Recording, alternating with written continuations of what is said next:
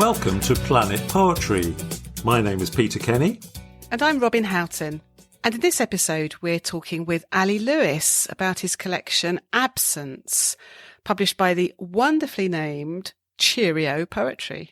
And then we'll strap on our walking boots, talk about Robert Frost, read a serious poem by Paul Celan, and talk about what we did in the holidays and discovering Poetry Peter. Can't wait to hear all about Poetry Peter. It's no relation, though, I don't think. So before we tell you all about our suntans, let's hear Peter's interview with Ali Lewis.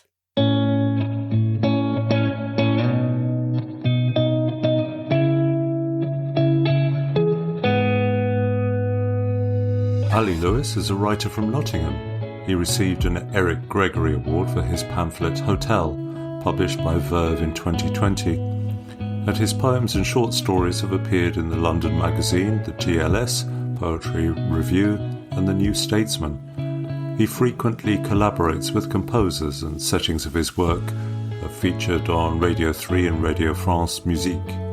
He is a lecturer in creative writing at Exeter University. His first book, Absence, was published by Cheerio in February 2024. Ali Lewis, welcome to Planet Poetry. Where in the world do we find you this late April morning? Hi, Peter. Thanks so much for having me on Planet Poetry. I'm currently sitting in the living room of my partner's flat in Camberwell, and I am just a few days away from moving house to Exeter. Oh, nice. So things are in the kind of packing stage around me. Cool. Well, today we'll talk about your collection Absence from Cheerio Poetry. I love that name. A really accomplished debut, and maybe unsurprisingly, it deals with absence, given its title. There's sort of traces of the absence of another person and hints at the greater absences that lurk in the human condition. But as a reader, I was just instantly attracted to this subject matter. So I think we'd better kick off by reading the first poem in the collection, called Snow. Would you read that to us, please? Yes, absolutely. It would be a pleasure. Here we go then. Snow. Hiking, we think it's starting to snow. And it may be.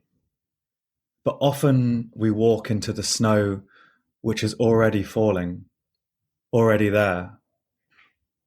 We step into the globe and don't even notice. There is no sound.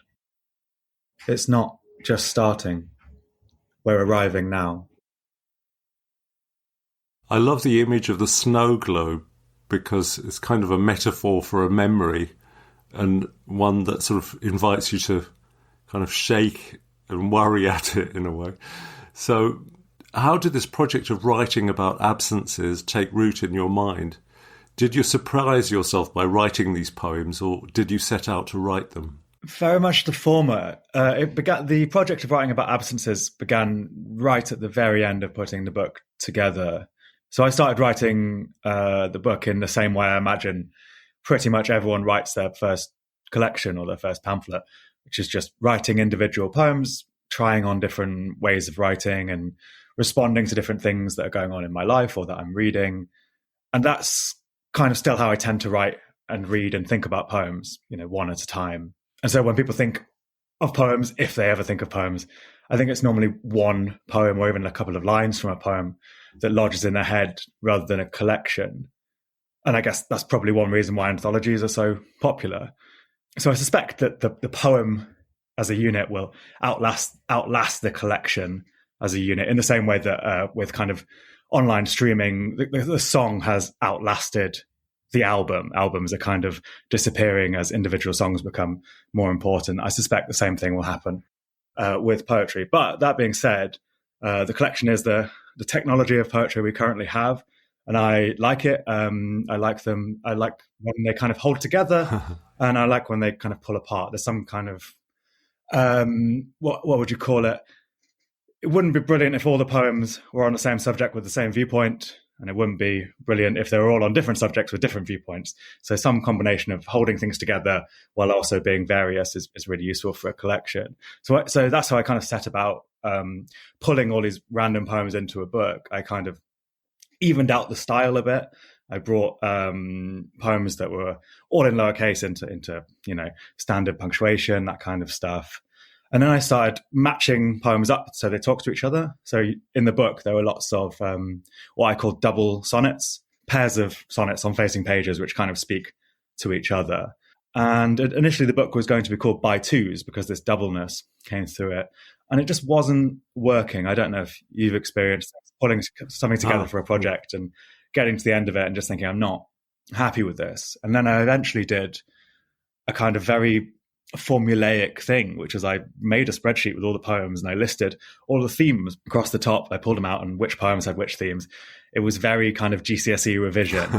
And then I noticed that nearly every poem I'd written was already about absences, things that are missing, whether that's, as you say, in a sense of someone missing, someone leaving, in a sense of death, in the sense of faith disappearing or appearing.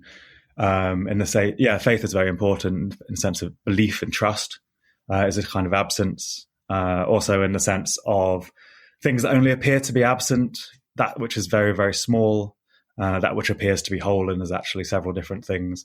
So once I had that theme, it was very easy to just exclude the one or two that didn't match.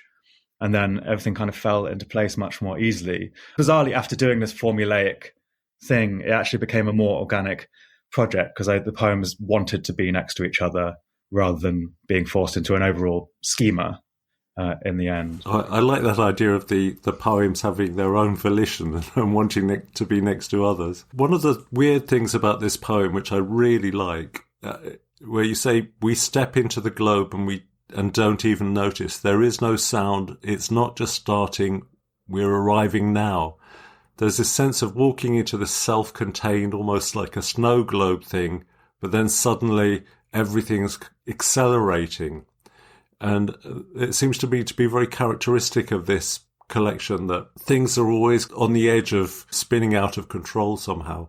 And it gives it a very weird and very distinctive energy that I really like. The idea of the snow globe was really in my mind, and the poem was initially called Snow Globe. I think of that great Michael Donaghy poem about a snow globe, which I think is called The Drop, and that was in my mind. But the poem is based on a real experience, being in the rain and thinking the rain has just started.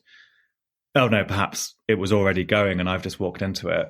Differences in perspective, which I'm very interested in, realizing that the way in which you're looking at the world is just one viewpoint, one metaphor for the whole thing. So to us, it's just starting, but for everyone else or for other people, it's just left, the rain or the snow. And also with ending on starting now, I wanted to somehow make the present moment in the poem correspond to the present moment of the reader. So we're starting now, we're setting off in this present tense together. This poem is called Like Words, and it was initially published in PN Review. Like words. When I was taught each drop is flattened underneath by the air's resistance to its falling, as if what looked like nothing cared. I began to picture the rain, wrongly it transpires, as bullets in reverse, retracing their paths to the muzzle. But imagine if it did all come back to you like that, and you got soaked, how much you'd rejoice, how much it would hurt. I particularly like how you admit in the poem that you got something wrong. You say, I begin to picture the rain, wrongly it transpires, as bullets in reverse. And it made me wonder how you feel about mistakes and imperfections in your own work and process. So, yeah, this is something that really interests me because there's a tension in what people want from a poem, or what I believe people want from a poem, or even what I want from a poem, between, on the one hand, we tend to want a cohesive wholeness and elegance of thought, some little lyric wisdom that you can put in your pocket and remember, which is kind of what traditional lyric poetry did. And on the other hand, there's a more recent demand or tendency for a poem to kind of follow more truthfully the patterns of thought as it actually is, which is, messy, incoherent, wrong. And by doing that, you can unfortunately lose some of the the elegant or gnomic quality of traditional lyric poetry. And I found myself quite stuck in this loop, being that's beautiful, but it's not true, and that's true-ish, truer, but less beautiful. And so one way I tried to meet that challenge was to use these matching poems that I've been talking about, and that way I could have two different perspectives on the same idea or the same subject matter, but they could both be kind of completed whole objects next to each other, and you could pick either one or both or neither. But it's just another way of saying that there are different ways of looking at the same issue, and they don't all have to go into the same poem. I suppose, going back to what I was saying earlier, that is a benefit of the collection as a whole. It made me wonder how your writing's changed over the years and what sort of ideas you've had to jettison over time. It's something that fascinates me, how writers slough off parts of their practice. Initially, when I first started writing, the way in which I experimented was I read lots of different poets, and I just did pastiches, basically. Parodies, pastiches. They were loving ones, but mostly anyway, of established writers. And in a lot of the poems in the book, I know who the poet was I was kind of had in mind when I was writing it. So Pressure, I was thinking of Andrew Macmillan. There's a poem called The Knife Sharpener, which is I had Abigail Parry in mind. Sonnet, which I think we're going to read shortly, is kind of Kay Ryan-ish. So the variety in my style, it kind of reflects the variety of my reading. But when I started pulling things together for a book, there were things that didn't kind of fit in. And I do dream of writing under various pseudonyms so that I can write all the different kinds of things I want to without feeling like I have to be tied into a specific voice or a sellable voice or anything like that. It's not something I've done, but I do write much more variously than appears in this book. Don't know how accepting poetry publication is of wildly differing styles. I suspect it probably is more accepting than the kind of imagination I have of people going, this isn't like you, throw it away. I don't that work probably wouldn't happen.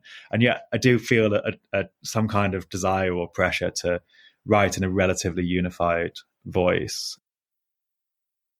A feeling of absence means we can infer there was once a presence. And of course, being conscious of someone's absence means that you still have a relationship with that person, or at least with that hole in reality they left behind. I think your poem Sonnet really brings this into focus beautifully. Would you mind reading that for us? I'd be very happy to. So this poem is called Sonnet. Leaving our bed in the quiet dark and walking to the light switch in the hall, we have to just step out and trust there'll be a floor beneath us as bell ringers pull their ropes hard before they've heard the note before the note before.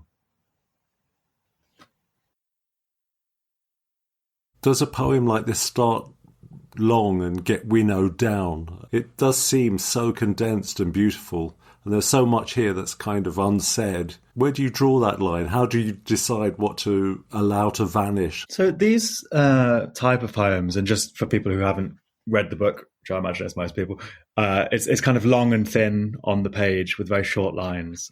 So they usually start a little bit longer, maybe a third longer, but not massively so. What I'm really paying attention to in this poem and others with a similar shape is the rhyme pattern. Kay Ryan uses something she calls recombinant rhyme, which is kind of cut up into different syllables and buried within the line. And it kind of gives the satisfaction of rhyme without what to the modern ear is the clanginess of, is that a word, clanginess? Yes. of full rhyme, so you get that satisfaction without it distracting you. But in sense of getting it down to something very small, that was important to me for these particular poems. It's not something I always do. Sometimes I want to write very expansively. I have a poem about going around in art galleries, where the lines are so long that you have to turn the book sideways. I love how the trust in the ordinary is being so shaken in this poem. We just have to step out and trust there'll be a floor beneath us. That leaves us with a kind of faith that the pull of the rope will result in a sound. I do think that is really interesting, because we tend to think of faith and trust as these massive issues. But in fact, our whole lives are shaped around basic pattern recognition. I stepped out of bed yesterday and landed on the floor, and I expect to do so again today. There's no proof there. There's just experience. And so these little leaps of faith kind of make up our days, and they make our societies work where they do work well. I give you my money for my coffee and I expect you to give me my coffee and give me my change. And even every one of those little things is a little act of custom and faith and trust in the other person, not so much fulfilling some social demand, but doing what they would like someone else to do for them. And I don't know if you've ever been bell ringing or tried bell ringing. I've never tried it. I've watched it happen. And this idea that you can't hear what you're playing as you're playing it, like you do with a monitor if you're playing a guitar or drums or singing. You pull your note and you have to just wait and trust that it's going to appear in the right time. And, if you are in the church in the village where I grew up, you don't always nail it. But it's nice anyway. Yeah. I like this idea of, the nature of reality is an agreement, and that poem really brings that into focus. The next poem I'd like you to read is called Living Without the Moon. And there's some philosopher that talks about the moon looking completely different at different times, but we all agree that it's the same thing. And actually that's the kind of dawn of this part of philosophy called phenomenology, where I think it was Hegel. How can something that's crescent and how can something that's full and how can something that's red and all the rest of it all be the same thing? I love that this poem is kind of intentionally or otherwise kind of phenomenological. So could you read Living Without Moon? This poem is Living Without Moon. I looked at the moon, but there was no moon, only a telescopic circle of black, a black circle on black, inlaid with clouds, like a wall where a picture doesn't hang, or a seamless mottled half or crescent, strange as a friend without glasses, or a no shape, no thing, the unthinkable after imagining I ask myself not to seek, when the times I can't see it coincide with the times it's not there. That's amazing. So it's really interesting what you were saying about phenomenology and how we agree and recognize that the same different visual stimuli represent the same external object. When I was writing it, I had one of George Oppen's poems in my mind. George Oppen, in one of his 5 poems about poetry, there's one about an apple and about how the apple appears when it's presented by different people. And so, yeah, I have also previously written a poem, it's not in this book, which looks at the idea that if you say, look at a coin, and you say what a coin is, then we know it's a cylinder, and it's, in this country, kind of copperish coloured. But anyone looking at it from any other angle would say, oh, it's actually a kind of oval shaped, and in this light it's silver. And as you're looking at it from under the window, it's kind of buttery yellow, and it's incredibly thin because you're looking at it from an oblique angle, and yet we all agree it's the same thing. So there's we're talking a lot about how money is imaginary and agreed in various different ways. This poem was inspired because a friend of mine, the exceptionally good poet Susanna Dickey, texted me saying, go outside and look at the moon, it's massive. And I went outside and I was like, I cannot see the moon, where is the moon? And this idea that I knew it was there, I just couldn't see it. And that again became some kind of metaphor for faith or for trust, knowing even when we can't see the moon, it is there somewhere. And yet there's always this nagging fear that the familiar, the expected, won't be there, will turn up one day and it'll be gone. As sometimes happens in long relationships, the thing you've come to rely on is suddenly gone. And it's very disorientating, and there's nothing you can do about it apart from trust the fact that it will be there. What for you is lying in the sort of dark heart of absence, that's in there that you really fear? Is it aloneness? I'm putting you on the couch now. I don't know if there's anything I particularly fear about it. There's an intellectual aspect to it. Yeah. Where I'm interested in negative spaces and how you can perceive the shape of something that isn't there. Do you remember the packaging that superhero toys used to come in? It was like a plastic human shape, and if you once you remove the superhero, you can still see roughly what shape they were, or a dinosaur, or any other kind of toy that was in there. Or when you're swimming, there's this feeling that you are the negative space of the water. The water is without you in it is a water with a U-shaped hole in it that's constantly moving, or even in the air. The space we're taking up is also an absence of something else. That's something I'm interested in. And then there's something which you put really well earlier, which you said that you said something like absence can only be absence if something used to be there. Absence isn't quite the same thing as nothingness. Absence does imply that something was there before. And nothingness is impossible to imagine. You close your eyes, you try and imagine there to be nothing there at all. You can't do it. It breaks your brain to even attempt it. But absence you can imagine because you've seen something there and now it's gone. So that's there. And also absence implies a kind of field around it. Nothingness is there's nothing, there's no reference point anywhere. Whereas with an absence, you're comparing it to something which is there. If someone's no longer in your life, you can still see the rest of your life.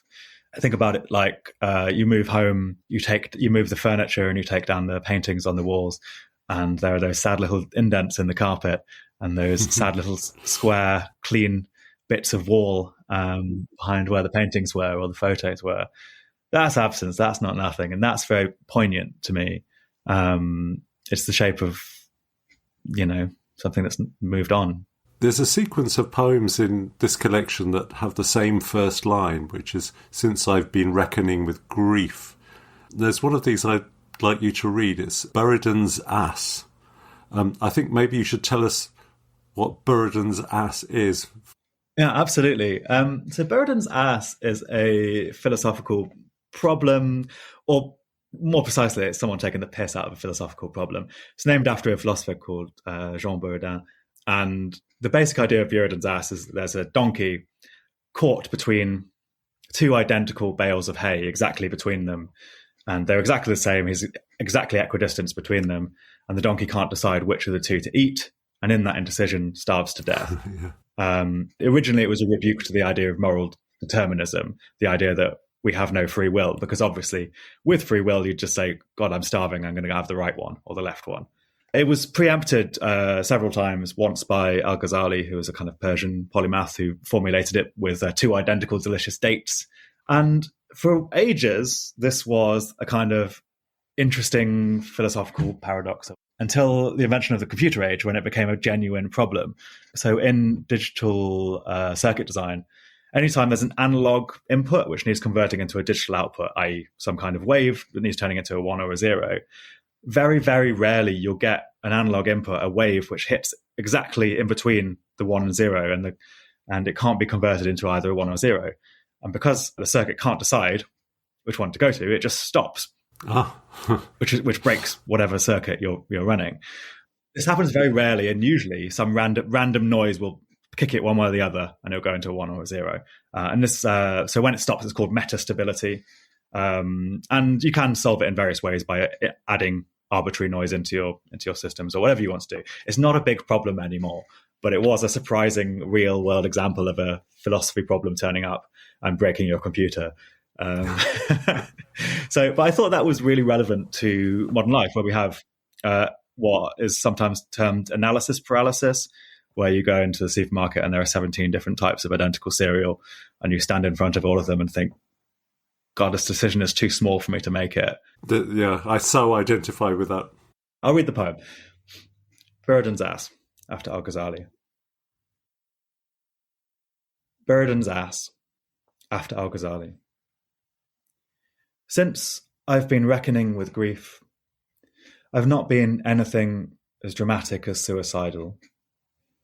I've been cavalier with doses. I've taken less care crossing the street. I've hoped, perhaps, to trigger the flinch as a car slams past, to make terror or habit answer the question. Make, for me, my first decision in weeks. And why not? It's routine that carries the ungospeled body over the sand. And fear, that's just the body's honest accounting of all we already have. I love this notion of fear being something that's really necessary to function somehow, that you're almost bringing yourself here to the brink of being run over or something. You do have to fall back on instinct, the self-preservation. And there are very rare people who don't experience fear And I don't think it's a superpower for them. I think it's a pretty debilitating condition to not be afraid or to not feel pain. They are telling you something, and usually something useful. I'd like you to read this poem, The Body Politic, for us next, which is another fascinating poem. It goes back to Thomas Hobbes, the first English political philosopher, really, and his book Leviathan. And the front of it has a very memorable cover, which I'll describe in the poem, which is a visual representation of the central idea in the book. Wasn't he trying to argue for the return of the monarchy, of a king, about which society could be organised? Yes, he was, yeah. So the big thing he was afraid of was another civil war. And so his belief was that you needed one single autocrat with power who could control everyone else. I don't think he's a particularly positive role model or political philosopher or set of ideas for the moment. But it does reflect what was happening for him. At the time he was writing, the big problem was chaos and civil war, the body politic. Seeing in the British Library the frontispiece of Hobbes' Leviathan, an etching of a king artfully restored, whose body is made up of dozens of his subjects, like one of those celebrity posters made of smaller photos somehow collaged, I'm reminded of what I know but don't often think about, that I am a host as well as a host, that even within me there is no necessary unity between the parasites, the fungi, the cells splitting like sects, the bacteria on my finger that touches the glass above the book, which tells me, now I am not altogether at peace with myself, that myself is a piece of legal fiction, and it's amazing we agree on anything at all. I love the idea of coherent identity being a kind of legal fiction, and the implication here of a sort of an assembly of sub-personalities. What are the challenges we have to keep it all together, so to speak, to present a focused identity? Is that something you struggle with? Yes and no. I'm extremely dubious of personality psychology, and especially of that kind of marketized Myers-Briggs style personality category test. Anything that attempts to essentialize people into convenient boxes so that they can be more easily allocated by HR, or you can explain their behavior. You know, he did this because he's a Pisces. She needs managing in this way because she's a Myers-Briggs personality type, whatever. I mean, they're all made up, so it doesn't matter what the names are. So I think that's, complete rubbish. And on the other hand, this idea that we are an assemblage of sub-personalities, I think it's probably even more chaotic than that. On the other hand, for the most part, it's not a challenge to keep it all together. That's the miracle of it. We are these competing impulses, these mixtures of us and of other creatures and of bacteria and our different thoughts that want to do different things. And for the most part, we go through our lives very happily or reasonably happily, keeping it all together. On the other hand, there is a pressure, especially on certain people, to foreground one part of their identity. I think minority writers are pressured deeply into conforming to one idea of what the identity should look like. So I don't think the problem necessarily converging all your identities into one being, because everyone always does that all the time. I think the problem is the expectation that you should fit into some certain box which has the label of that identity.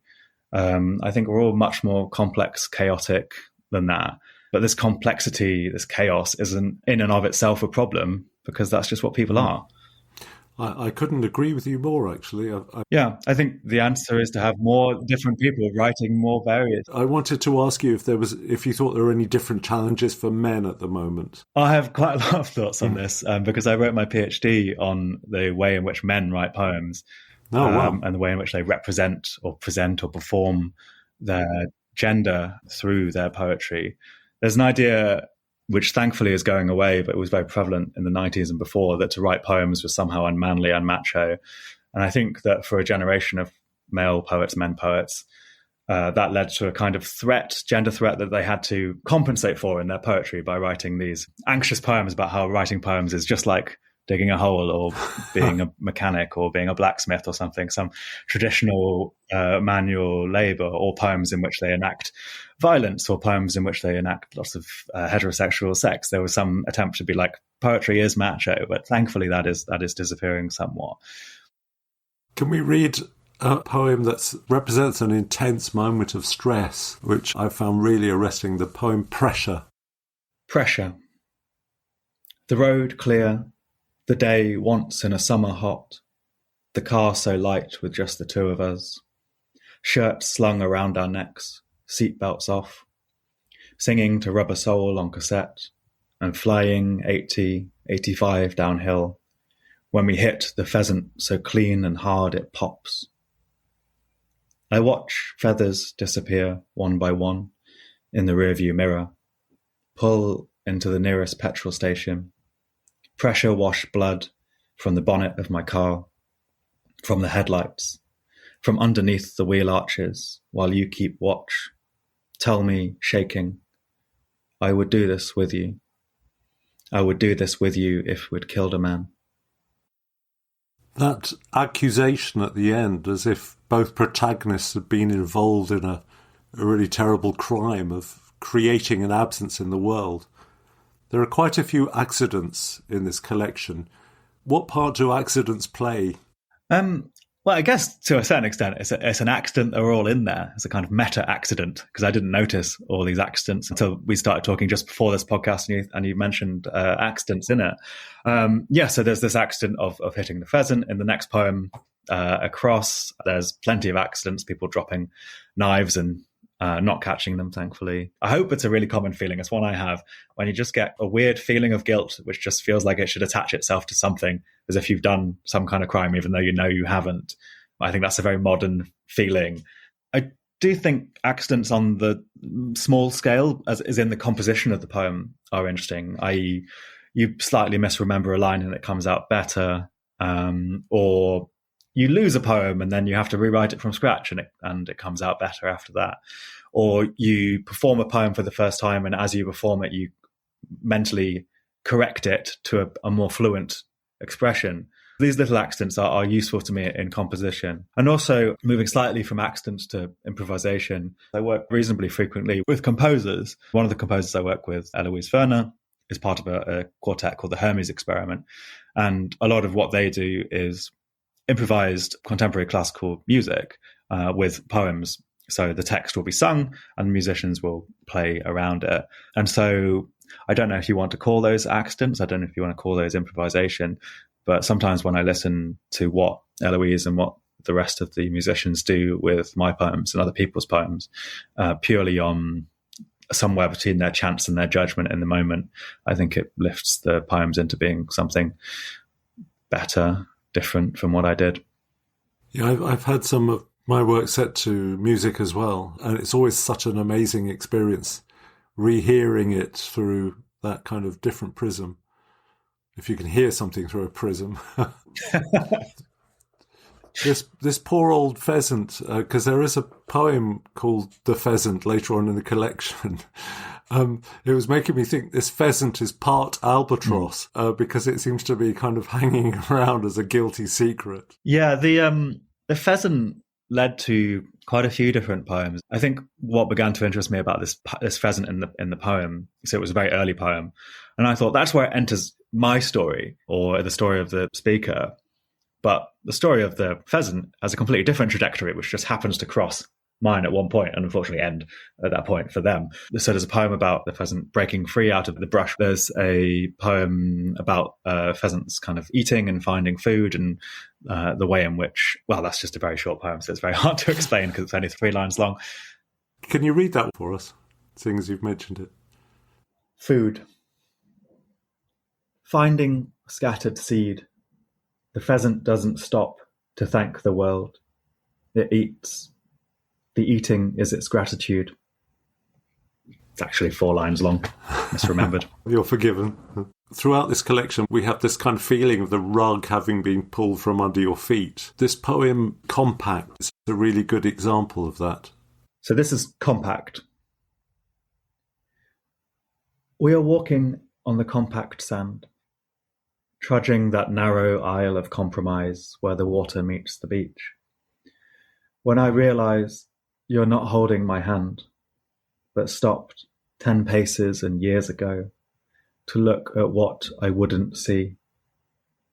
The islands loaned simplicity by distance, the trees branching like decisions, the boats sailing italically away. How many times have I been talking with you and turned to find you gone, wandered off or paused to observe some private wonder, a thought that needed still to crystallize, the lichen continents, the waves curled up like ferns. I find that poem so beautiful. It's just a beautiful thing. And it has absence woven into it, but it almost feels like that you regaining control over a situation. And the fact that it's a sonnet, somehow you fit it into a form and you're colouring in the absent spaces with these beautiful observations, lichen continents, the waves curled up like ferns. It's a really accomplished piece.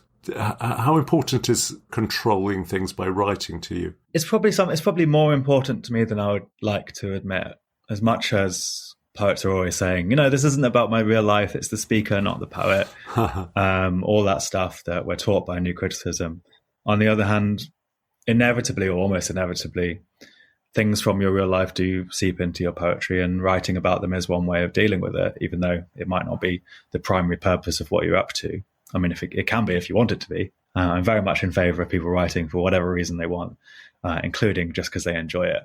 But yeah, I do think that control is important to me, but I perhaps wouldn't call it control. I would perhaps call it music or form, or to use that horrible old word, craft. This is something, if I go back to a previous answer, which again, I think is a coping mechanism used by men poets, to think that if they can manage to turn their raw emotion into a technical exercise, then it will no longer be emotion, and therefore you can put it out in public and you can say, look at my fabulous rhymes, look at my strong meter, don't look at the vulnerable person behind it. So I do think that's a coping mechanism, and I think it's important to say that it is a coping mechanism. And I do think that sometimes writing something out is a way of stopping the bad thing from happening or controlling the bad thing. But we do have to recognize that that's what it is. It's not a value neutral, apolitical way of writing. Absolutely. Yeah, the word that comes to me, having read this collection, is it's a kind of healing. And I think that's why I found it at the end so deeply satisfying a read. So, Ali Lewis, on that note, I'd like to thank you so much for joining us on Planet Poetry, and good luck with this wonderful new collection, Absence. Thank you so much, Peter. It's been an absolute pleasure to be on Planet Poetry. And thanks for the kind words about absence. Do go get a copy if you can.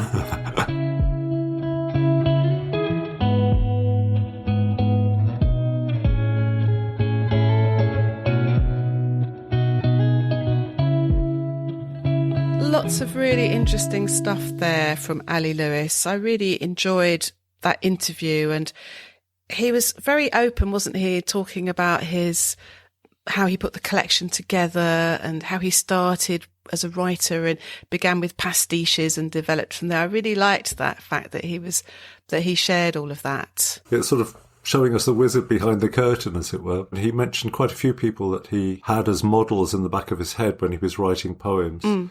But the collection really has his stamp on everything, and really hangs well together. So it doesn't seem derivative. It's absolutely... No, not at all. Sonnets straight away really sort of stood out for me. It was all about leaving your bed in the middle of the night and just trusting that the same way that bell ringers trust, and they have this delay. And yeah.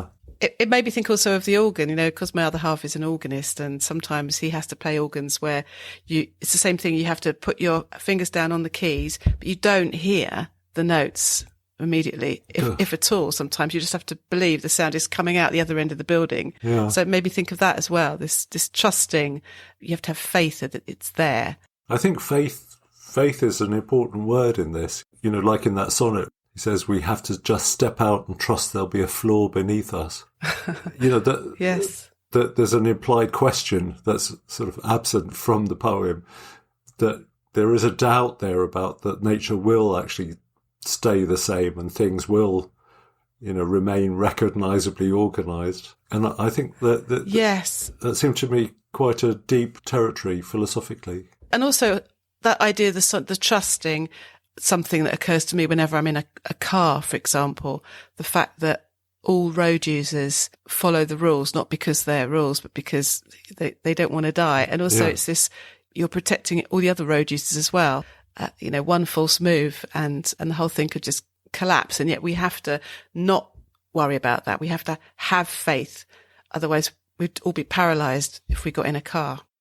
And Ali said the interesting thing about absence isn't the same as nothingness. You know, when you move furniture and there's an indentation in the carpet, it suggests something even though the actual thing has gone. I like the domesticity of that sort of image. Yes. I've always been attracted to nothing, mainly because of reading Samuel Beckett for A-level. And one of his famous quotes is, "Nothing is more real than nothing." And that always kind of haunted me, this idea of this kind of terribly real nothingness. But yeah, absence is more relatable, isn't it? And to base an entire collection around that seems very fascinating to me as a subject. And he really did that well, I think. Yes, you asked that interesting question about men and masculinity. And after that poem, Pressure, I think it was, where he describes the hitting of a pheasant, he tells me, shaking, "I would do this with you. I would do this with you if we'd killed a man." I mean, what a fantastic last line. Yeah, just the way you can be ambushed by an accident and suddenly you're in the middle of a crisis which seems to suddenly be much larger than the death of a pheasant. Although I quite like the way he sort of inhabits the pheasant in other poems, Oh, yes. Gives us an idea of the pheasant quietly going about its business, having its own life before what happens, before its unfortunate collision. Now, this was interesting, what he said about form, because you asked him, is form a need for control? And he said he felt it was perhaps a coping mechanism used by male poets as a way of distancing themselves from their emotions in the poem. Do you think, is there something in that? It's not something I recognise him for myself. I find it easy to imagine that some men do that, that I think men may hide behind demonstrations of cleverness in the way that I don't find women writers seem to do so much. Yeah, I'm sort of with you, I think. I was interested that he came out with that. Yeah. But on the whole, I loved these poems. It was really interesting. Profound thinker, and I'm looking forward to see what he does next. He was talking about how this is only just a small range in the spectrum of the things he writes. I did look at his website, and something that I really enjoyed was a video of a collaboration that he did with a French/English soprano and composer called Eloise Werner, and it's a setting of his poem Snow, and it's kind of interwoven with another poem called Sable, and it's performed by Eloise, who's a soprano soloist, with this girls' choir, and it's about 10 minutes long, and it's really mesmerising. I really enjoyed that. I looked up Eloise after that, and she's clearly a phenomenal performer and composer, very avant-garde. I mean, it's an immersive experience watching and listening to her, so I thought that was exciting. So clearly Ali is a big collaborator, in the same vein as a lot of people we've had on the poddy. Straight away, Claire Best comes to mind. She's done a lot of work in the field of opera. Clearly Ali's got a lot going in his creative life. One to watch. And remember, you met him first here on Planet Poetry.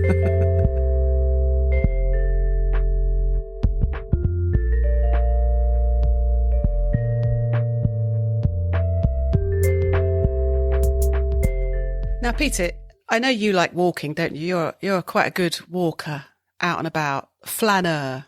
I am a flaneur in my multicoloured suits and walking sticks and things. I love those flaneurs, yeah. Well, you'll be pleased to hear that May is National Walking Month, as designated by the organisation Living Streets. So they're setting up the challenge for people to walk 20 minutes a day. And that's easy. Yeah, and they say on their website that walking is one of the easiest ways to improve our health and stay connected to our community, etc. And I was thinking about walking and poetry, and I think the two walk hand in hand, don't they? A lot of famous poets are great walkers, and Yeah. I was thinking about this idea of what walking does. Improving our health and stay connected, kind of, but I don't know. Sometimes I find if I'm out walking on my own and I'm surrounded by a lot of families and groups of friends and things, that in a way that can make you feel perhaps a bit disconnected, a bit out of it. Walking along with teenagers looking at their phones. Wordsworth never had to contend with that. Do you swerve or do you wait for them to swerve? It's a rhythmic thing, isn't it? Does it give you time to think? Do you compose poems in your head when you're walking, or are you simply observing, or none of those things? But I find it sort of empties my head so that when I get back home, I feel much more ready to sit down and write. Yesterday, I went for a walk along the sea at Seaford, and at Splash Point, I saw this great big grey seal basking. Really? Yeah, snoozing on the stones there. You never know what you're going to see. And also here, I think that it could be quite a sound experience as well. I remember when we had, I think it was Fiona Sampson on the podcast, and she was talking at one point about the music in everyday sounds. And when you go outside, the cadences of car alarms or sirens. And of course, there's also the rhythmic sound of trains if you're near a railway line, or indeed the sounds of nature like birdsong. And I'm just thinking that perhaps walking in the days when you walked everywhere was a way of mapping out the landscape in your mind. And I wonder whether poetry or poems that are composed as you're walking perhaps were used as mnemonics almost, like learning lines when you're walking, I think. There's that book, Songlines, First Nation Australians, who sung... Bruce Chatwin? Bruce Chatwin, yeah, singing the landscape as they walk through it. And one scene I remember from that book, that he's in a Land Rover with some Aboriginal friends, and they're driving at quite high speed, and he notices that one of the people he's with is muttering really quickly, and he's actually doing his songline really fast because they're travelling faster than walking pace. Gosh, I was thinking of Leontia Flynn. She talked about all the various crossings that people make on foot across the border to Northern Ireland. Yeah. Through a particular hedge or whatever. Desire paths, we've talked about that. Oh, they were great. I love that idea of desire paths. And funnily enough, in our back garden at the end of the winter, when I first ventured up onto the top lawn, which gets a bit long and wild, there was a desire path straight across the lawn made by foxes. It's their regular route to and from, which is quite clear there in the long grass. Fox Highway. Yeah. So I was thinking about famous poets who were walkers, and of course there's your favourite, Peter, Mr. Frank O'Hara and his lunchtime walks. But and do you remember Robert Hamburger as well, who he had on, and he wrote that lovely book about walking in the footsteps of John Clare, didn't he? A Length of Road, yes. And Richard Skinner was a big walker too. Oh, yes, of course. In fact, when you start thinking about it, most poets are walkers. There's that thing about male poets can't drive. And sadly, I fall into that category. So I, of necessity, walk most places. So anyway, I thought I would pick out a lovely poem, a poem that I wasn't acquainted with. It's called Acquainted with the Night. Oh, you see what I did there? Yeah, very nice. It's by Robert Frost. Ah, yes. And I found this on the Poetry Foundation website, where there was this fantastic essay about the whole life and works of Robert Frost. But it was so interesting, and I learnt so many things. An essay by Tyler Malone, and I heartily recommend it. Very interesting. So anyway, this is called Acquainted with the Night by Robert Frost. I have been one acquainted with the night.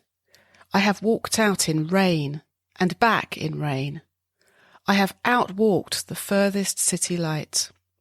I have looked down the saddest city lane. I have passed by the watchman on his beat and dropped my eyes, unwilling to explain. I have stood still and stopped the sound of feet when far away an interrupted cry came over houses from another street, but not to call me back or say goodbye. And further still, at an unearthly height, one luminary clock against the sky proclaimed the time was neither wrong nor right. I have been one acquainted with the night. Yeah, that's great. I really like Robert Frost. I do too. He was living in an interesting time, wasn't he? He was modernist but traditional, and I think he was mates with Edward Thomas as well, of Adlestrop fame. Ah, yes. There's a resonance between their works, I think. I love that poem because it's simply phrased, but kind of takes you somewhere rather beautiful. He's not trying to prove how brilliant he is, but he's just being brilliant. And still feels quite contemporary, I think. Definitely. There's a freshness about it. A killer last line. So that's my little foray into Robert Frost. So tell me what you've been reading, Peter. I've been dipping back into Paul Celan. Paul Celan was born Paul Anchel in November 1922 in modern-day Romania. His family were Jewish, and he spent much of the war in a forced labour work camp in Romania.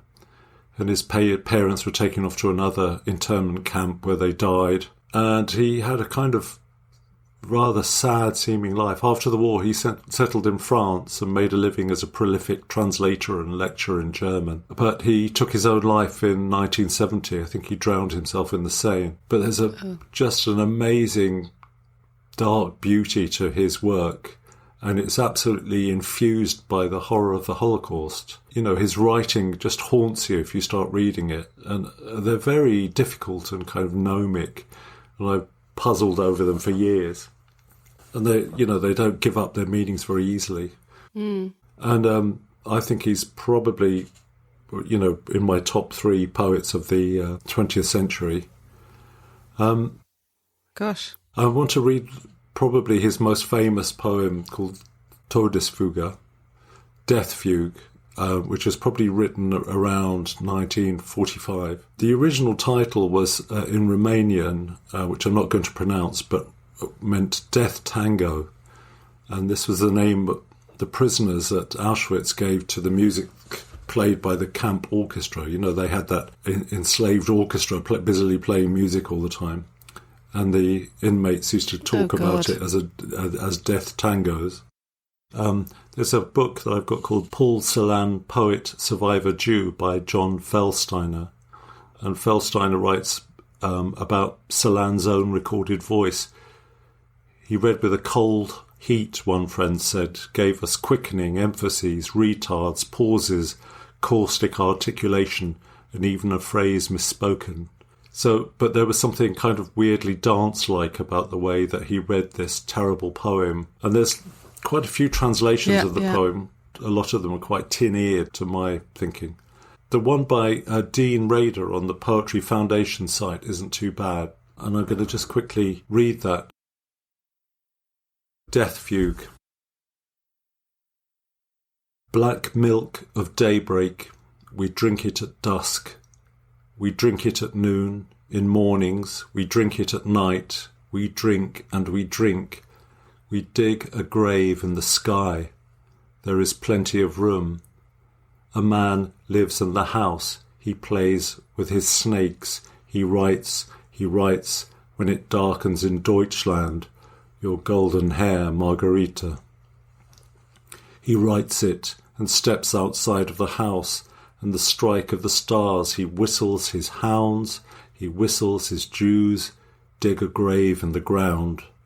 He commands us to strike up for the dance.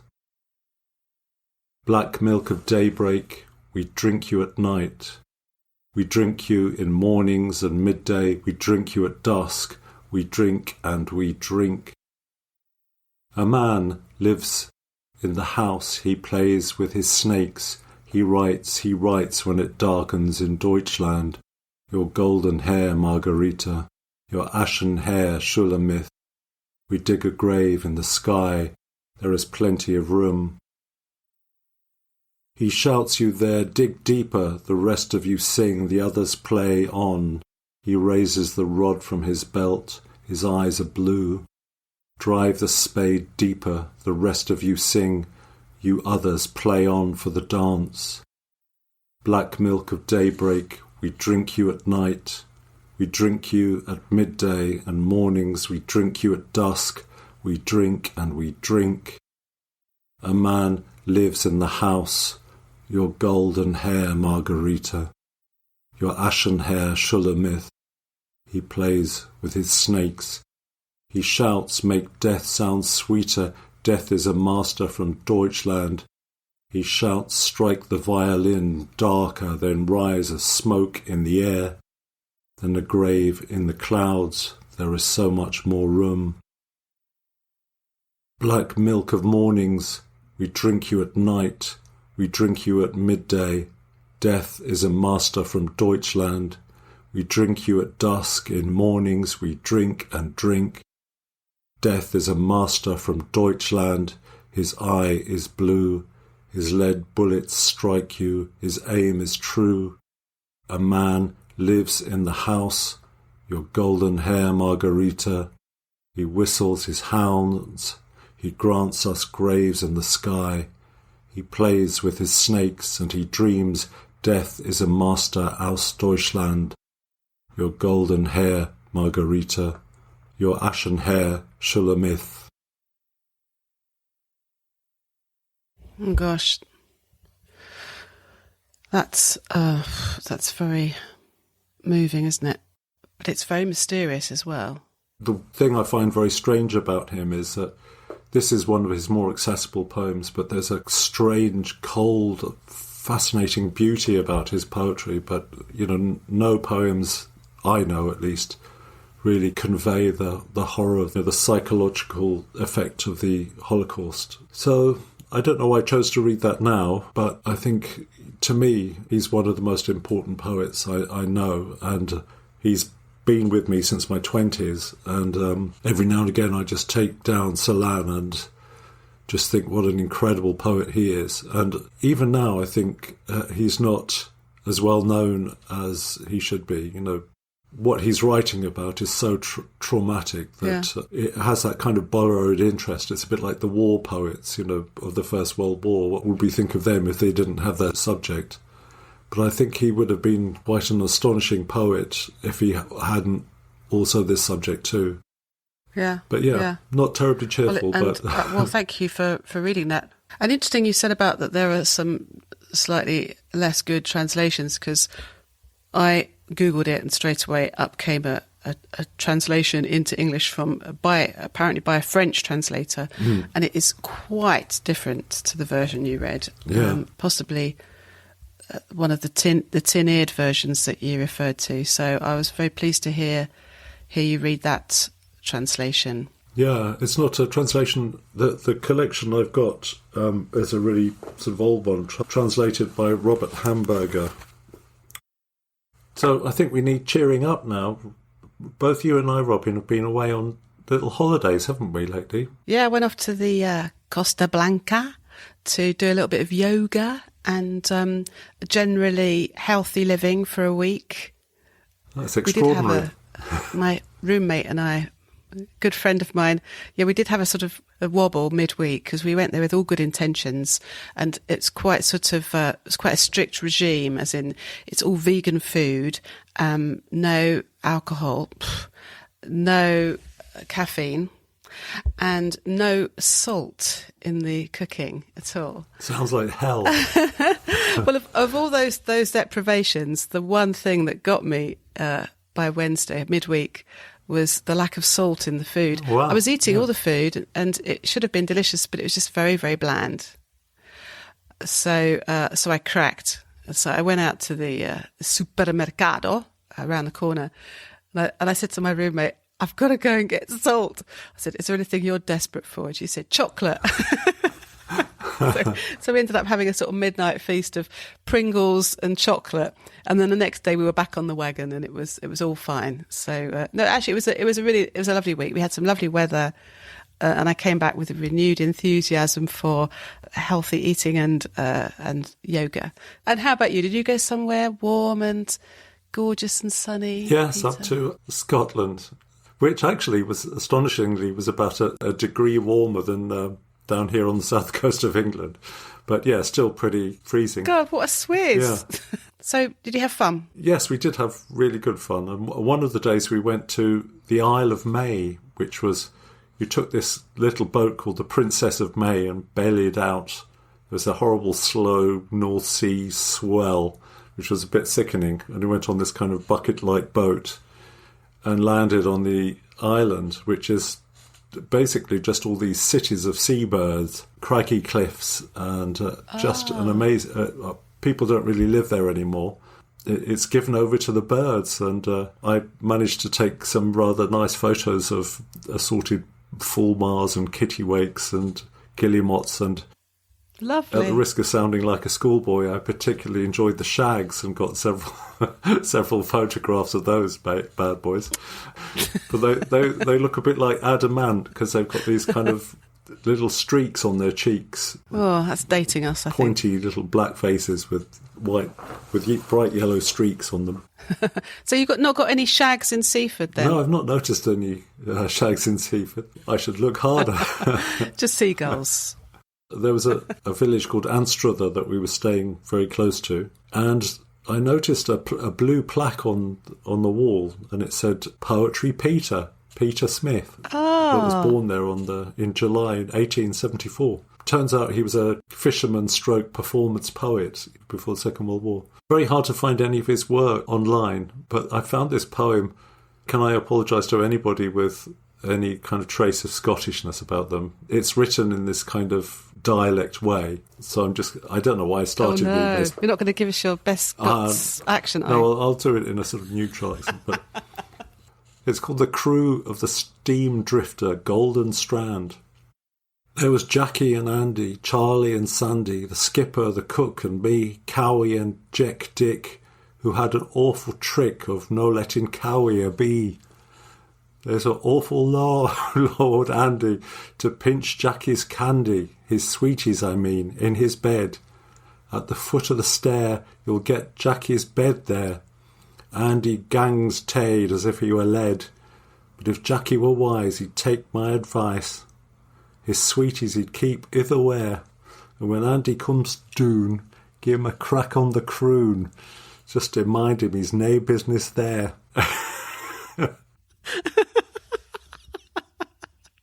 Excellent. I didn't understand much of that, but it's quite funny, I imagine. Well, an accidental find. Well, and he's got a blue plaque, so he must be well loved. Yeah, I guess so. Round there, Poetry Peter. You can see why it caught my eye, but God bless him.